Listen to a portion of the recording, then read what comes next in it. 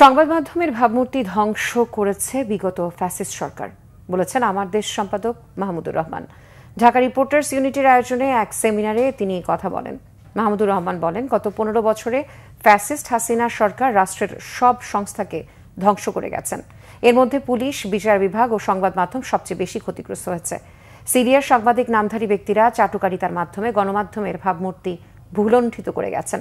সেই অবস্থা থেকে বেরিয়ে আসতে হবে। বলেন, এই সরকার হয়তো আগামী 1 বছরের মধ্যে নির্বাচন দিয়ে চলে যাবে। এরপর সাংবাদিকদের কি ভূমিকা হবে তা এখনই চিন্তা করতে হবে বলেও মন্তব্য তার। গণমাধ্যম কর্মীদের ঈদের ছুটি অন্তত 4 দিন হওয়া উচিত বলেও মন্তব্য করেন মাহমুদুর রহমান। সাংবাদিক কল্যাণ ট্রাস্টের ব্যবস্থাপনা পরিচালক এম আবদুল্লাহ বলেন, কোনো এক শ্রেণীর এলিট সম্পাদকরা 5 আগস্টের আগে ও পরের অবস্থা একই বলে বর্তমানের এই পরিবর্তনকে অস্বীকারের চেষ্টা করছেন।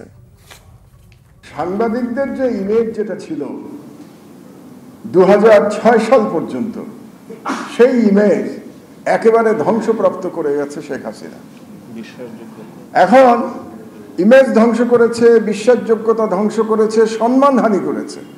কারণ আমরা দেখেছি সব আমার মতো বয়োবৃদ্ধ সম্পাদকরা কিভাবে তৈলমর্দন করেছেন।